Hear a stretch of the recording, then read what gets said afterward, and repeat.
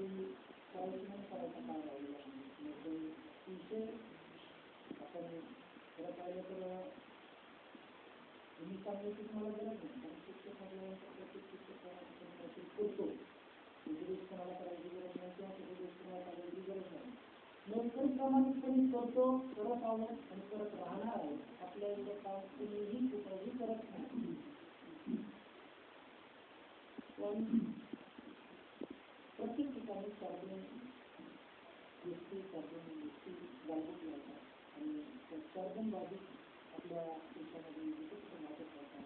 तेवढा बदलला निश्चितच आपल्याला सर्वांना नियमित शिक्षकाला मिळू शकतं. मी एवढंच आपल्याला या भेटीच्या निमित्तानं सांगतो. मित्र, नदीचं पाणी कितीही गढूळ झालं तर काही अडचण नाही, त्याला कोणी नावही ठेवणार. समाज कितीही बिघडला तर शेवटी